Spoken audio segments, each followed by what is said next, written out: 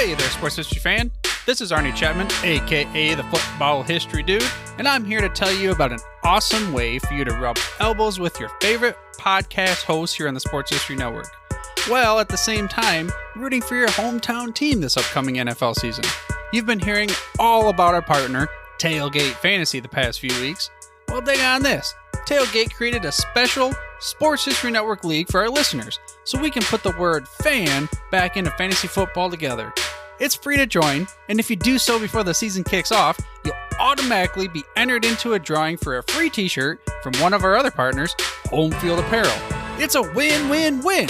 So hurry up today and head to sportshistorynetwork.com/tailgate for all the details. Again, that's sportshistorynetwork.com/tailgate. Back 3 or 4 decades ago, ABC had an interesting television show where they would have the superstars of many sports, including pro football, playing in a competition where they do obstacle course and all kinds of crazy things. Clay Parker joins us to talk about the football aspect of the Superstars and Super Teams competition, coming up in just a moment. This is the Pigskin Daily History Dispatch, a podcast that covers the anniversaries of American football events throughout history on a day-to-day basis. Your host, Darren Hayes, is podcasting from America's North Shore to bring you the memories of the gridiron, one day at a time. So as we come out of the tunnel of the Sports History Network, let's take the field and go no huddle through the portal of positive gridiron history with pigskindispatch.com. This podcast is part of the Sports History Network, your headquarters for the yesteryear of your favorite sport. You can learn more at sportshistorynetwork.com. Hello, my football friends. This is Darren Hayes of pigskindispatch.com. Welcome once again to the Pig Pen, your portal to positive football history. And gosh, we have a great episode for you today. We are going to be talking about a show from the 70s that was really great pop culture. And for folks that didn't live during the 70s or even the 80s when the show was popular, it was the Superstars competition. And it was something pretty big on ABC Network. And we have a gentleman that has a website where he's capturing a lot of these Superstars competitions and is looking for help for you. His name is Clay Parker. And Clay, welcome to the Pig Pen. Well, welcome, Darren. Glad to be here, and thank you for having me today. Yeah, Clay, this is a great website and great thing that you're doing, collecting all these Superstars competitions. Really brought back some great memories that we'll share here in a little bit. But like we always like to do when folks come on for the first time, we want our audience to become familiarized with our guest, and just want to get to know a little bit more about you. So Clay, what's sort of some of your background with sports that made your love affair with it to be to the point of wanting these great Superstars competitions and talk about these great athletes? Yeah, Darren, I kind of grew up just being a big sports fan in the 80s, watching NFL, Major League Baseball, the NBA. I became a big Olympic fan. I was a kid when 1984 Los Angeles Olympics came around, and big into track and field. And then probably somewhere along that way, mid-80s, I discovered the Superstars. I was flipping around like people did back in the day. I was probably 9, 10, 11 years old. And I stumbled across all these athletes from different sports competing in all these random events: weightlifting, 100-yard dash, basketball, golf, tennis, you name it. And I was like, what is this? This is cool. And I just kind of became a fan ever since. And, I watched it, it kind of ran through 94, took a little bit of break, came back a little bit in the late 90s and early 2000s. Of course, it's off the air now, but you can go to YouTube and catch many great old episodes. But anyway, I kind of grew up and just became a big Superstars fan. And I mentioned to you earlier, I just like athleticism, versatility, and I'm a big decathlon fan. And I just thought the Superstars was really a unique event. And obviously it was real competitive, but there are also moments that were quite humorous as well. So I just kind of came in love with it. And I guess here I am. Yeah. So, you alluded to it a little bit here, telling us of what the Superstars is. Some of our listeners may not know or be familiar with what Superstars was. So in a nutshell, give us the 50,000-foot view of the Superstars competition. I'll tell you a little bit of background. Dick Button created it, which he's actually still alive. He just celebrated, I think, his 94th birthday. But he was the figure skating all-around champion for the Olympics back in 48 and 52, way back then. And I think in 1949, he won the Sullivan Award, which was recognized as America's greatest all-around athlete. And his response was, I'm not the best athlete in America. In fact, I'm one of the worst athletes in my high school. And he goes, I just happen to have a good, I worked hard at figure skating and it's a skill and I worked hard, but I'm not a great athlete. There's other athletes in my class that are much better athletes than me. So it kind of got his mind thinking, and he kind of developed the Superstars competition, which I think initially they were calling America's best all-around athlete. He pitched it to a bunch of networks back in the 60s, and nobody really took up on it. And in 70, I think it was 72, he got in touch with Barry Frank, who was friends with Roone Arledge, and decided ABC Sports said they'd take a stab at it. And of course, it started off as 10 athletes from different sports came together and they did this 10-event competition. All the athletes, I think, chose 7 events, and you couldn't choose your specialty. So if you're a basketball player, you couldn't enter the basketball shooting contest. If you were a sprinter, you couldn't run the 100-yard dash, for example. And these athletes got together, and of course, the first few seasons, there was very little training. So you saw guys, Johnny Unitas trying to lift weights, and you saw Joe Frazier trying to swim. And it was you can go back on YouTube, like we mentioned, and watch some of it. It's quite hilarious, but it became very competitive. And one of the big things that really interested athletes were they got paid well. I mean, athletes weren't making, back in the 70s, they weren't making a lot of money. And I think the winners of these competitions were making, $8,000, $10,000, $12,000, which was some of them a quarter, a third of their salary. So they got a free trip. They started off in Florida, and they got a free trip to Florida for a week and got a chance to compete in these events and make some extra money. So it was a no-brainer for a lot of these athletes to compete in. Yeah, it was. I told you before, I watched a couple of videos and I got stuck in the 1974 season. One of it was because Keith Jackson and Howard Cosell were the hosts of that season. I'm not sure if they were the years prior to that, but those are two of my favorite all-time broadcasters of sports. And, Keith Jackson, the main MC, but Howard Cosell, just some of those candid little things he would do off to the side with some of the athletes. But Keith Jackson starts off the episode that I watched, and he said, hey, one of these athletes is going to be going home a very wealthy man. They could win $122,000. And I almost had to start laughing, and they had big name talent in the episode I watched. There was O.J. Simpson, Franco Harris, Dick Anderson played for the Miami Dolphins as football players. Then they had, Kyle Rote Jr., whose father played professional football. He was a soccer player, and they had some skiers and some weightlifters and things like that. But just some of the things, that the $122,000 grand prize is being, somebody's going to be very wealthy. Our athletes today in any sport would probably chuckle at that a little bit. It might be a game fee for them. That's right. It's right. In fact, the first season, Bob Seagren walked away with $39,700. So, which was, as a track and field athlete back then, it was a huge amount. In fact, he had turned pro. Back then, Olympic athletes couldn't make money, but he had turned pro, so he was able to collect $39,700, which that's inflation. That's a lot of money, especially for track and field athletes back then. So, and even if you're a professional athlete, you were making what, $50,000, $100,000 a year. So you walk away with 10, 12, 15, 20,000. That's a good chunk of money. So there was obviously a driver there, financial driver, but also it was competitive, fun. They got to hang out with athletes that they had watched on, there wasn't social media back then.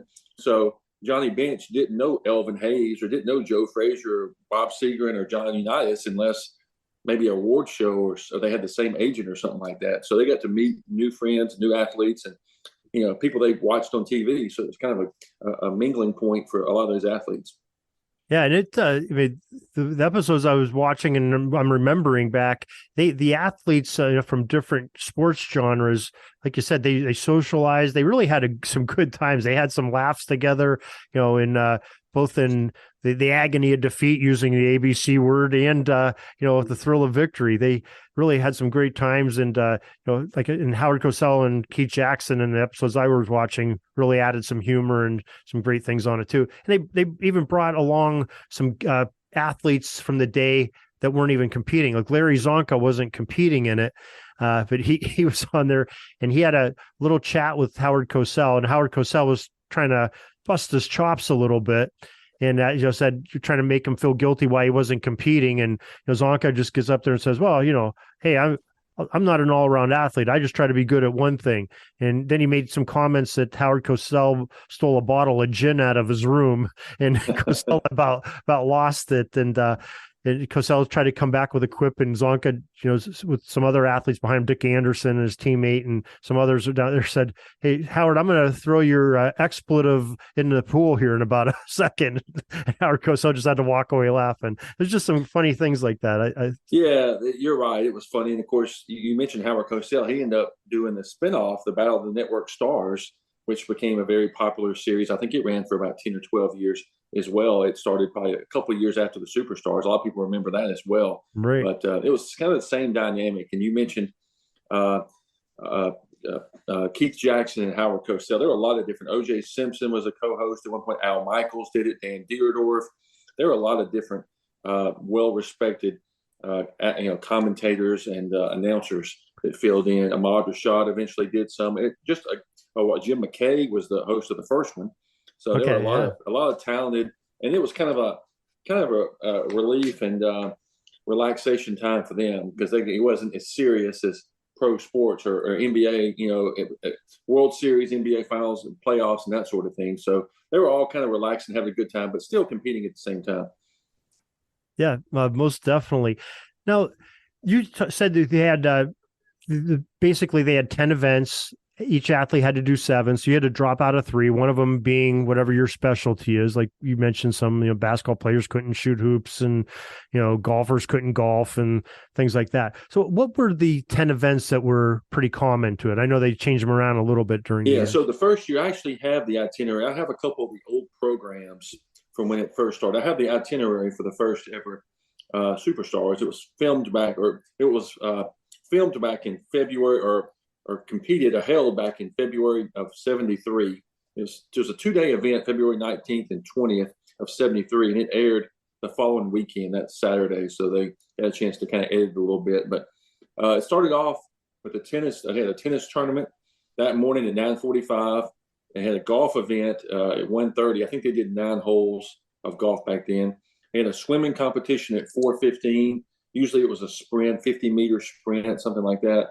Then they had a bowling event that night at 7:45, and they finished at weightlifting at 9:45. That was day one. This was in Rotunda Beach, Florida, a community that was built, kind of a development community. And this was one of the big events that brought a lot of attention to Rotunda. I think it was West Rotunda, Florida back then. And the next day, Darren, they started off baseball hitting at 9 a.m.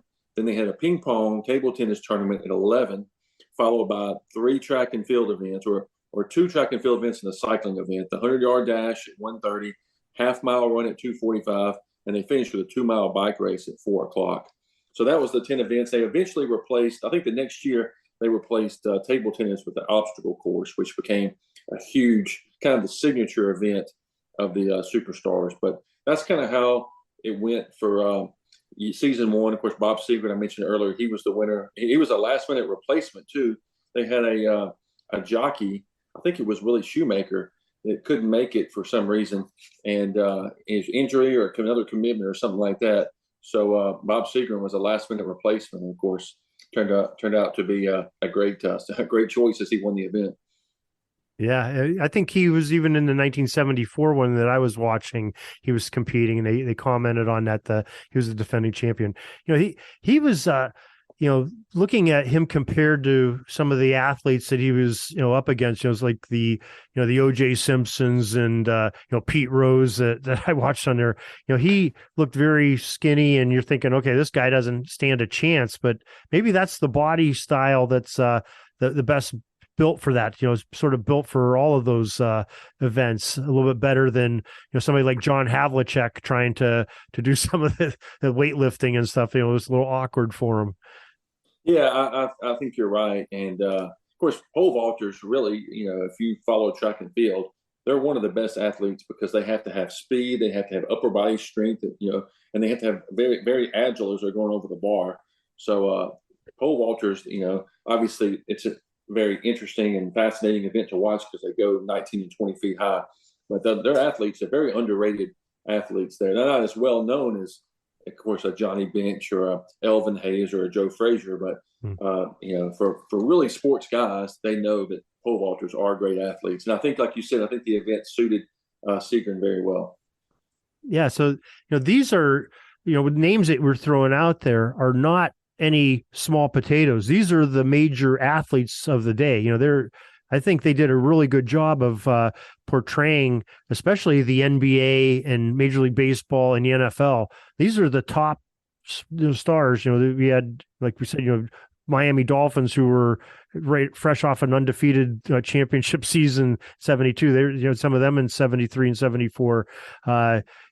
Pete Rose and Johnny Bench and the Big Red Machine was probably the hottest ticket in baseball at the time. Havlicek with the Celtics, and but there was also some leagues that we've long forgotten about. They had Kyle Rote Jr. of the NASL soccer. The Dallas Tornadoes, I think, was the team he played for, and then there was a gentleman, a basketball player who escapes my name now, that played for the Buffalo Braves in the ABA. Just some kind of cool things to go back and catch a little bit of sports history in that as well.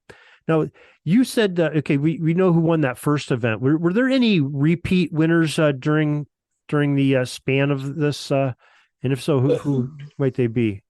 Yeah, there were quite a few of them. The one that won it the most times, or the man that won it the most times, was Ronaldo Nehemiah, the great. He was a world record holder in the 110 hurdles, and then he joined the San Francisco 49ers, had a few good years there, and then came back to track and field later on. He was just a great athlete. He won it 4 times. Wow. Yeah, he won it. Shortly after that, they put him in it's called the Brian Budd rule. There was a Canadian. Later on, they developed the world superstars. This grew. It started off in the United States. Later that year, it went to England. They ended up going to Netherlands, Ireland, Sweden, Canada, Australia had it for a year, and New Zealand. And all the winners of each country's superstars would go to the world superstars, and they had a big kind of an international thing. Well, Brian Budd won that 3 times in a row, and he was a soccer player and wasn't a big household name. And there's a lot of dispute and controversy whether nobody wanted a kind of not a journeyman by any means, but not a superstar athlete to win that award. So they kind of limited it to hit 3 times. But back then, before Brian Budd came along, Ronaldo Nehemiah won it 4 times. He's the only. In fact, there were 28 superstars held. 50. I split Nehemiah's in half. I give track and field credit for 2 and football credit for 2, because the years he won it were the years that he was playing those sports. You can make a good case that maybe all 4 should go to track, since that's where he originally came from. Nonetheless, I split it up that way. If you count all 4 of his, football has 15. I usually give him 13, split Nehemiah's in half. So football, 13 times they won the event. And I think track and field was second with track and field had 5 winners, and 7 if you count Nehemiah. So football I have at 13, track and field I have at 7. Soccer won it 3 times. Kyle Rote Jr. winning all 3. Alpine skiing won twice, water skiing once, freestyle skiing once, and Kelly Gruber got the 1 win for baseball in I think in the mid-90s. So football really, I hate to say dominated superstars, but football players did very well. And I think they probably had the most. They were the best represented, at least in the 70s, of any of the sports. I think like half of the competitors were of the 10 competitors where they had, I think, were NFL players. So maybe that's the numbers, were in their favor. That's for sure. Yeah, well, part of the reason they started, I think it was in 75 with preliminaries. The first couple of years they just had a finals, and I think it was in 75. Maybe it was 74. I'll have to look and see. I think they started preliminaries, and they had 4 preliminaries. So they would try to break them up differently. So there'd be one that was heavy on football, one was heavy on baseball, one kind of had basketball and hockey together, and then one had different sports. So part of the reason football was represented is because they did well in there. I think they would take the top 2 or 3 in each preliminary, and sometimes one would have a couple of crossover athletes, but football was represented well, and football players did very well. So, yeah, I guess one of the big questions maybe some people don't understand. Maybe you can help explain that. Today we would probably never see that. We would never see, Patrick Mahomes competing in this, or any other, LeBron James or anybody like that, because they're so highly paid, and risk of injury is too much for their teams. So, but the 70s and the 80s were a little bit different, where guys could and girls compete, and they could go and do pretty much what they wanted without a lot of flack from their teams. Maybe they got a little bit flack, but they didn't have the super structured contracts and everything that they have now, and insurance policies on them like they do. And those folks weren't making money, like you alluded to earlier. So That's right. We'll get to this later. There's an article, Jim Capel on ESPN wrote an article back in 2009. He called it, and we'll get to this later, when we have the super teams, the greatest athletic competition ever. And it's a really good article.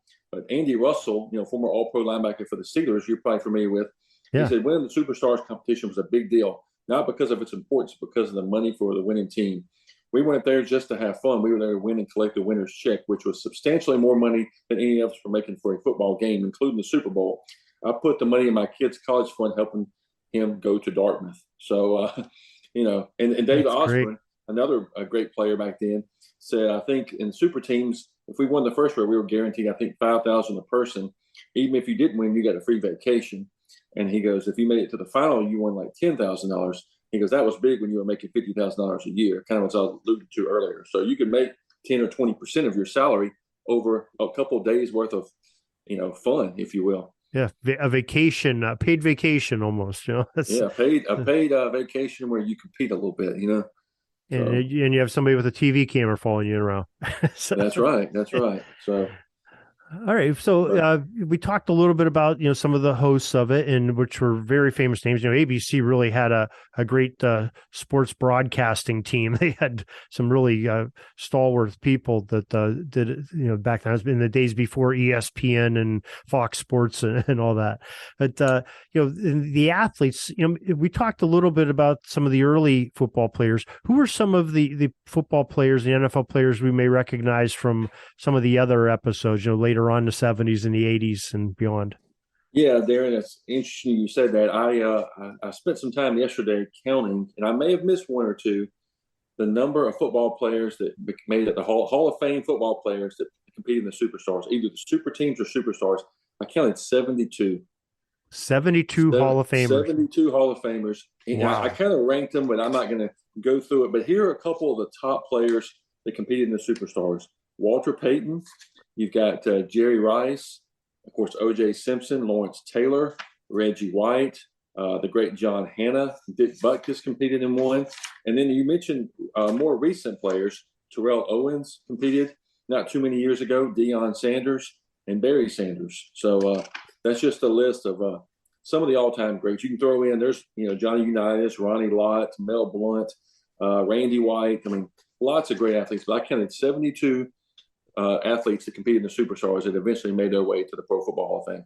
Wow. I mean, sit there and think about it. In the Pro Football Hall of Fame, I think there's only like 400 some in the Pro Football Hall of Fame. And some of those are coaches and executives. And so you have a pretty high percentage of guys in Canton with a bronze bust that were on this television show. That's amazing. And there's about, I'd say, a dozen more guys I kind of looked at that have it. Kenny Anderson, Isaac Bruce, Randy Gradishar, who a lot of people think he may make it this year. Lester Hayes, Steve McMichael's another one that may make it this year. Albert Lewis, Everson Walls, Ricky Waters. There's a lot of other great football players that could make that. So that 72 number could hit 75 or 80 in the next 5 or 10 years. We'll see. Yeah, absolutely. I think you might be hitting 80 here in the next 5 years with some of those names. Could be, yeah. Those are some outstanding names in NFL history. Wow, that is really slick. So, the events that they did, were some of them sort of staples that stayed? You said the obstacle course came in a few years later, and we know that that was sort of the grand finale. I think they ended up making it in the later years. But what were some of the besides ping pong and you said another one that got relieved of its duties from being on further shows? What were some of the other more interesting events that these guys had to do? that maybe didn't Okay, last very like I long. said, they played tennis. They just played a game to 6, and then of course golf. They kind of changed it. They had 9 holes, and at one point they just had it closest to the pin. So they kind of sometimes they tweaked it a good bit. Swimming, like I said, it was usually a 50-yard or 50-meter dash. A couple of times they went 100 yards. Bowling, they went from a full game to a 3 lanes. I mean, excuse me, 3 rounds of that. Weightlifting was kind of like a jerk. You've seen the clean and jerk, kind of a standing military press, or the jerk where the bar is pretty much at shoulder weight and you have to just lift it over your head. Reggie White actually still has the Superstars record for that event. Baseball hitting, I think they just did baseball for a few years, maybe 4 or 5 years. They kind of broke it off and had based on how far you hit the ball. Like if you hit it in the outfield, you get 1 point. If you hit it in the middle of the outfield, you got 2 points and 3 points. So that was kind of how they did baseball. Of course, I mentioned table tennis, and then track obviously kind of speaks for itself. They had a 100-yard dash. Of course, the British version, the Europeans did 100 meters, but they did a half-mile run and, of course, a 2-mile bike race. And sometimes, depending on where it was held and things like that, they might tweak the distance a little bit. But generally, that was kind of the primary events initially. And then I said the obstacle course came around in '74, which became the staple event. And it's fascinating to see. The obstacle course is what drew me in. Watching those guys, I always sitting there going, how would I do on it? And I always thought, how could you make it better to make it fair for different sports and all that? But overall, it was a very, very popular event and very fun to watch. Yeah, and I think they really set a trend on that television show with the obstacle course, because television shows that were sort of reality competitions like that in years to come, I'm thinking like American Gladiators and the recent ones they just had with the Rock had one a couple years ago. They had versions of that. John Cena had a show not too long ago that was some more of a military obstacle course, but these were their ending, the culminating championship of the episode. You had to run the gauntlet, and it all started with that Superstars competition. That's kind of neat. You're exactly right. And my wife watches the challenge. It kind of spun off the MTV Road Rules Real World Challenge, where they have athletes from Survivor and Big Brother and all that. They go on and they have this competition similar to, like you said, the obstacle course. And American Gladiators, it's funny you mentioned that, because I watched the 30 for 30, and there's a Netflix documentary on there too.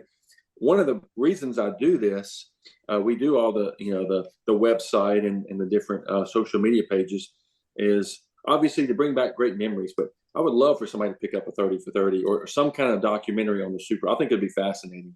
And the best thing would be obviously to bring it back one day. That's what everybody wants. But in the meantime, I think it'd be fascinating to have a documentary, go back and interview some of these athletes and show some footage, and there's lots of great footage out there. Yeah. Well, just a little tidbit out there for you too. My hometown of Erie, Pennsylvania, that's where the creators of American Gladiators started. They started a competition here in Erie. These two guys that are sort of legends, and weightlifting and strongman type competitions. They sort of started the American Gladiators and got somebody in Hollywood to take it on, and did a great job with that. So we have a little bit of a claim to that. So that's cool. That's very cool. We'll be back with more from this interview in just a moment, right after this. If you have ever seen a sports story on TV or online, or maybe in a newspaper, chances are once upon a time you have seen it before. Hello, I'm Dana Augusta, former sports writer and now podcaster, and I host a show called Historically Speaking Sports, where we place a historical spin on a current sports headline or take the topic that most people are talking about and compare and contrast it through the lens of sports history. In this show, we talk to researchers, authors, and other sports history connoisseurs about what fans and analysts are talking about, yet in the terms of sports history. We also do a weekly top 5 countdown, highlighting moments that pertain to the subject of the show or the 5 greatest moments in the history of sports that took place that week. And to complete the show, we send a shout out to a famous sports figure or a moment in sports history that both pertains to that episode or someone who had a dramatic role in sports history or an event in history that fans just need to be reminded of. The show, Historically Speaking Sports, where we put a historical spin on sports headlines. That's Historically Speaking Sports, right here on the Sports History Network. This is Harv Aronson of the Total Sports Recall Podcast, your source for sports news and topics from a different angle. And you are listening to the Pigskin Dispatch Podcast. And now we return to our interview with our special guest. What ended up being sort of the demise of why it was taken off the air, or people lost interest, or what? Yeah, that's a good question. I think obviously the money factor came into play. I don't recall. You always think about injuries. I don't recall there being any significant injuries. We obviously talked back to the Pro Bowl when they were when Robert Edwards tore his knee, and it kind of they were doing some of that skills competition, and although they do some of it now, in fact, when the Pro Bowl announced a couple of years ago they were going to eliminate the Pro Bowl and do some of these deals, there was a kind of a underground movement to bring the superstars and let that be the all pro event, if you will. And in fact, I think it was 1982 they had a football Monday night superstars event. I think it was during a strike, if you remember, and they recorded a superstars competition and broadcast it, and it was kind of a fun little thing there. So to answer your question, Darren, I don't know exactly what happened. I think TV ratings, I think there was a little bit of saturation after a while with there's not too many shows like Survivor that can go on for 20 plus years. Most shows after 8, 10, 12 years, they kind of run its course. So, and they started moving them to some of these more remote places. And they added, like in 1993, they added the jet ski competition. I think the sponsor was involved with that, and they kind of changed the events a little bit. And, I don't know, I guess money was a factor there, and a little bit of burnout and what have you. And in fact, the last one I mentioned, it was big in Britain. In England, it was arguably as big as it was here. And in 2012, they had after the Olympics, they had a superstars competition in England held there. And Anthony Joshua, the boxer, he won that competition, I believe. But it's been 11 years now since it's been held anywhere. Although I think Sweden does a little version, kind of a modified version of it now. But I just think it was a little bit of burnout, money, athletes, obviously maybe not quite getting as many athletes as you could, some of the elite athletes, and I don't know, just a variety of things. Yeah, now would you say, we've talked about, some of these shows that sort of picked up on that, and like you talked about the Survivor ones, or the Survivor and Big Brother people are doing it, your wife's watching, like American Ninja Warrior, that's sort of almost in that same vein with, not the celebrities doing it, but these are like superior athletes that, they're like uncanny, and, some have like insect-like qualities hanging on to, things way too long and crawling across things with their hands and whatever.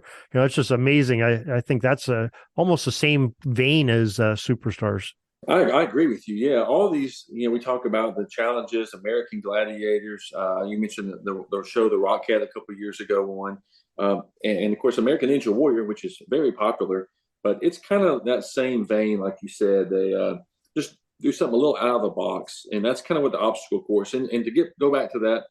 It was and you remember this, you can go on YouTube and watch. In fact, we have a YouTube page at Superstars Comp where we just have we have over 200 Superstars videos in our playlist, which some of them are just little ads and little promos, but some of them are actual full competitions or maybe one event.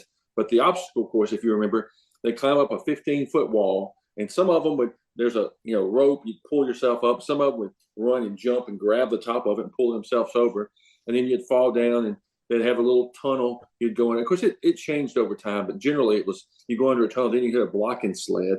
You drive the blocking sled, which us football guys are like, hey, drive the blocking sled, a little power there. And then you go and you have the tires, and you hit the tires, like 8 or 10 tires, and then there's a water jump. It's about a 15-foot water jump. And then the high bar is what messed up people a lot, because you're coming off that, you got a 4-foot high bar, the really successful ones, the Lynn Swans, the Mike Powells, were able to hurdle the high jump bar. And a lot of them would flip over. And, of course, a lot of times you'd hit the bar, which was a pretty significant penalty. Then you'd have 2 hurdles, and you sprint out the end. So the best athletes did it in about 21, 22 seconds. Some of them, it took close to a minute. I mean, it was kind of rough. And some of them couldn't get over the wall. They ended up having to run around. You get like a 5-second penalty and, different things like that. In fact, I have a stat somewhere. There's been 7 athletes in the history. I thought this was a pretty interesting statistic. If I can find it real quick. There's 7 athletes in history have broken 22 seconds in the obstacle course. And to me, with the possible exception of the 100-yard dash, I think the obstacle course is the most athletic event just because the wide variety of things I discussed. Those 7 athletes, Lynn Swan, who has the fastest time, he did it in a super teams competition. Mike Powell, the still current world record holder in the long jump. Decathlete Dave Johnson, who was in the Dan and Dave commercial, he got a bronze in '92. Nolan Cromwell, a very underrated safety, kind of a borderline Hall of Fame candidate. Mark Clayton, another very good athlete. Ken Griffey Sr., a baseball representative, and Willie Galt was the other one. So that's the 7 athletes that have broken 22 seconds. And there's a lot of other great ones like Nehemiah that got real, James Lofton, that were right on that range, cusp of it. But those 7 athletes, and to me, that kind of stands out as one of the best athletic feats in the Superstars. Okay, now you've mentioned the super teams a couple of times. Why don't you explain to us what the super teams competition was? Yeah, so in I think it was maybe the second or third year of it's 1975. So in the third year, they decided they were going to have a super teams competition. So they took, I think it was about 10 athletes initially. What they did was they took, in most instances, they took the 2 World Series teams in baseball and the 2 Super Bowl contenders in football, and they faced off in these super teams. And the events were a little bit different than the individual superstars. They had a tandem bike relay, which is fascinating to watch 2 guys ride a bike together. I mean, it's kind of a little corny now, but they had a running relay, which I think it was about 6 out. They started off running like the 4x1, and a couple guys ran a 200 or 220 yards, and then the last guy ran a full lap, a 440 or 400 meter run. Then you had an obstacle course where they all just kind of a relay of obstacle course. They had a swimming relay where they all swam like, maybe 50 yards, 50 meters at a time. You had a volleyball match where, like a 6-on-6 volleyball. Then you had a canoe race, which is kind of like a rowing. They got in there and kind of had it was called a war canoe race. And they finished up with a tug of war. And the tug of war, obviously, was kind of the signature event of the super teams. And that was the article I was mentioning earlier, and I recommend go read it. But anyway, that's kind of how the super teams was set up. Yeah, that's the canoe race. Now I can remember there were some really hilarious moments, and maybe tragic if you're rooting for that athlete to win. But some of these folks were going in there and just going so off course, and not real aesthetic at doing the rowing mechanism there to get the boat to go where they wanted to. Yeah, and I mentioned that article too. I recommend everybody go read it. But it was in I think it was in '75. Of course, what they did, like I was saying earlier, the 2 football teams were playing one semifinal, and the 2 baseball World Series finalists were playing another. Because the basketball was kind of a problem because they filmed it during basketball season, so you had to have athletes. Sometimes they'd schedule in the All-Star break, and you get a couple of them, or you get players that retired. They're maybe in their mid-30s, like Havlicek. It was still a very good athlete, but had just retired. But so they get these, and they'd compete in the semifinals against each other, and then the 2 winners would be baseball versus football would compete for the overall, who was the super team there. But the infamous one was that '75 matchup between the Steelers and Vikings. And of course, this article really covers it in detail. But it was a deal. I think they had a 16-minute deal where they went pulled back and forth, and I forgot who actually won the event. I think it may have been a draw because it was just so intense. But the article will say, like, Jeff Seaman former Vikings linebacker. It was the worst physical strain I've ever been under. It was the most intense, brutal abuse I've ever gone through, and maybe by far. But this article that Jim Caple wrote back in 2009, and I'll put it on our Twitter page later, called it The Greatest Athletic Competition Ever. So it's a little bit hyperbole there, but it was a very intense. I mean, these guys were 2 weeks after the Super Bowl, in which the Steelers won. I think it was 16-6 in the Super Bowl. These guys were going all at it, like trying to get revenge. There was money at stake. There was pride, and it ended up being one of the most iconic memories of Superstars history. Yeah, I remember that one. That was kind of a neat thing. I might have to go back and watch that one. You reminded me of that. Had to be some great stuff with those super teams, and especially the Vikings and the Steelers 2 weeks after the Super Bowl. Tremendous seeing these great athletes go at it. So, you've reviewed a lot of videotape, and you've watched probably the majority of the seasons and episodes that were on there. What's maybe one of your favorite moments in the Superstars or Super Teams competitions? Of course, I just mentioned that one was really good. Yeah, man, there's so many good ones to go through. I remember Mike Powell coming and winning the competition, just athleticism. I think he set the basketball record that year. He set the obstacle course non super teams record that year, and then he ran like a 10.7 in the 100 meter dash. That was a good one. Jason Sehorn, I don't know if you remember, in the latter stages of the competition, he had tore his ACL in a game, and he came back. And I don't think the Giants knew that he was there competing because he was supposed to be in rehab. But he came out and won the Superstars and kind of said, "Look, I'm back. I'm healthy again." So there's just so many. I start going back to the mid '80s. Herschel Walker, Willie Gault. It felt like they were racing every year in the 100-yard dash. And in fact, one of those years, Herschel beat Darrell Green in a competition there. But it just seemed like Herschel and Willie. I think they both won the event twice in the '80s. But I just remember their battles. I mean, they were both, Herschel would do great in the weightlifting and the rowing events, and Willie Gault, the half mile and the 100-yard dash. And they both were great in the obstacle course. And that's my earliest memories. It's those two. And there was other athletes in those years that were competitive as well, Nehemiah being one. But just seeing Herschel and Willie Gault that competed against each other. I think they're both from Georgia. They're both from the SEC. They both compete against each other in college football in Tennessee and Georgia, and track and field. And then they go, and of course, in the NFL with the Bears and Cowboys, and of course, Herschel ended up with the Vikings and Eagles. But they were just rivals their whole life, pretty much the same age. And here they are in the Superstars competition. And another competition. And once again, it was them two, like I said, a lot of times going mano a mano. And it's just, and two tremendous athletes. So to me, that was just a lot. That's kind of the thing that really got me hooked, was watching those two athletes compete. Yeah, you talking about those two's got me all fired up. I'm gonna have to get the old YouTube machine running here in a little bit when we get done here, just to watch some of this. So, where you have these things collected, and you sort of have a project that you want to get as much as you can about these events from around the world. So maybe you could tell us a little bit about that project and where people can find you, or maybe donate some clippings maybe that you're missing, some things like that. Yeah, first of all, I'll start with the website. And Jim Medler is the one that created the website. I help him. I provide him a bunch of content, but the website is his. It's thesuperstars.org. He's done a tremendous job. He's really, I kind of do a lot of this now. Me and him are friends. I do a lot of this stuff now. He's really the guy that got this whole project started.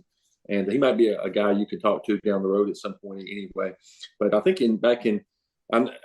I think he started the website in the early 2000s, and he's kind of added to it. And of course, I feed him some information to kind of expand on it. But the superstars.org, it's got almost all this information I've mentioned on there. Of course, there's Wikipedia pages for both the U.S. and the British Superstars. It's got some good information there too. We've got a Facebook page, Superstars Competition. We've got Twitter, YouTube, and Instagram, all at Superstars COMP. Like I said, the YouTube playlist has got about 200 different episodes. Like I said, some of them are just quick promos and clips and ads and things like that. The Twitter pages are most popular. We're almost at 5,000 followers now. That's kind of our goal.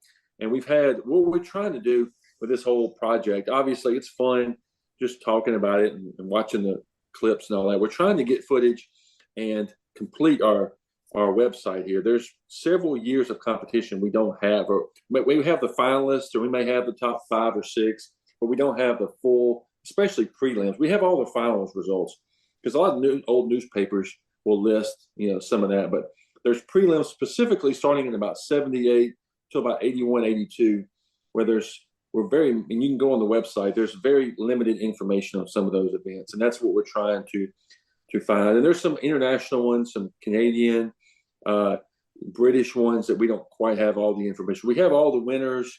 We've got some of the, other finalists. And a lot of times we'll have the complete list of finalists. We just don't have the event results, like, who ran what, who lifted what.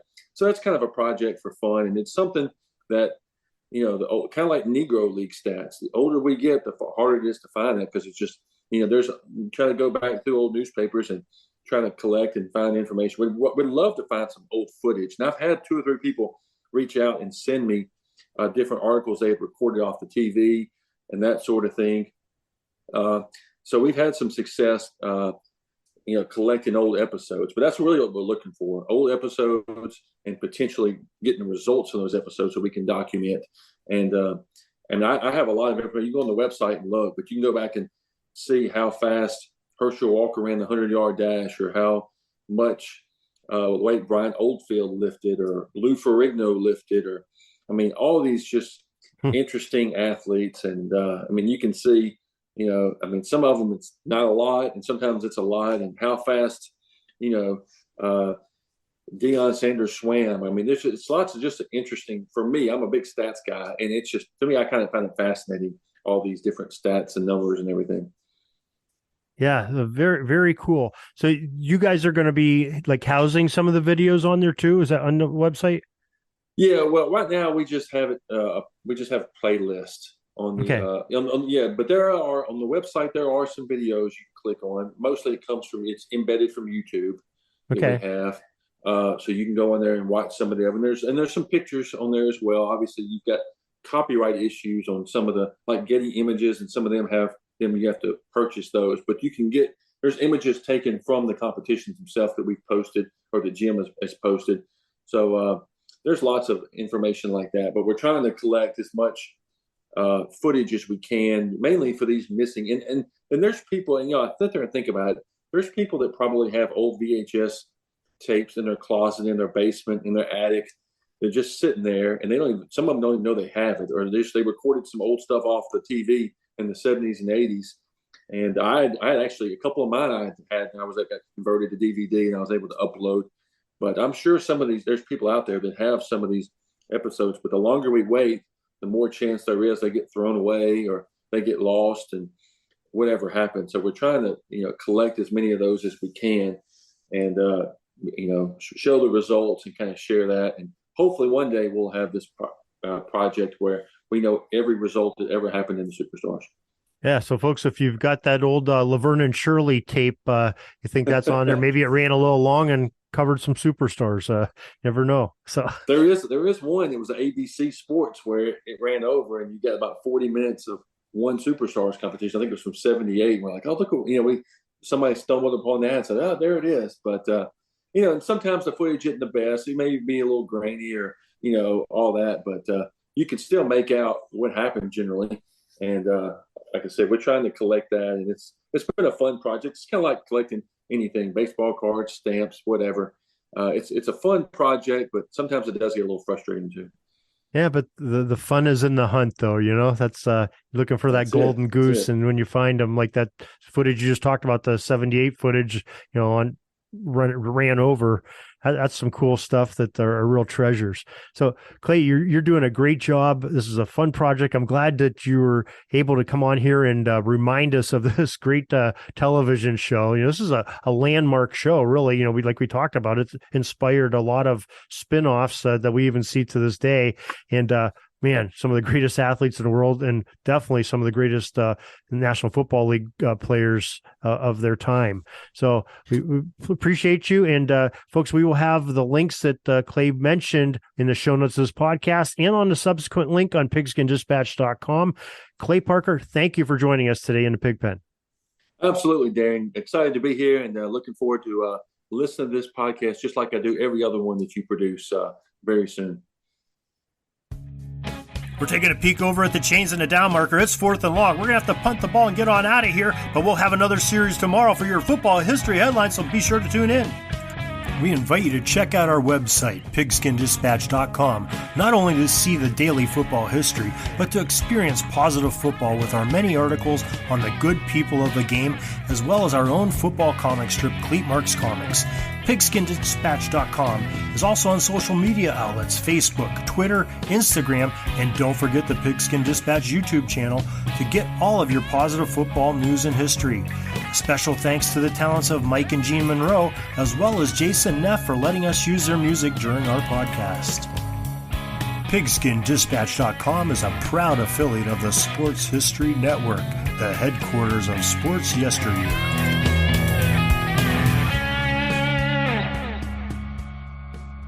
Hey there, sports history fan. This is Arnie Chapman, aka the Football History Dude, and I wanted to thank you for stopping by to listen to another episode here on the Sports History Network. Our podcasters are passionate about uncovering and sharing sports stories from yesteryear. And if you didn't know it already, we have over 30 shows across the network covering all sorts of sports history topics. In fact, here's a glimpse into one of our awesome podcasts here on the network. Each week, the official Football Learning Academy podcast will take you deep into the history of pro football through interviews with players, coaches, or administrators in the NFL, as well as interviews with Pro Football Hall of Fame selectors, authors, and historians. You'll learn how the game evolved and important moments that shaped the sport into what it is today. And don't miss the Pro Football History Nugget of the Week. Listen to the official Football Learning Academy podcast on the Sports History Network. How about that? I bet you're super hyped to go listen to that new podcast, right? Well, to learn about this show and all the other podcasts on the network, head over to sportshistorynetwork.com/podcast. Again, that's sportshistorynetwork.com/podcast. Head over there today to find your next favorite sports history podcast.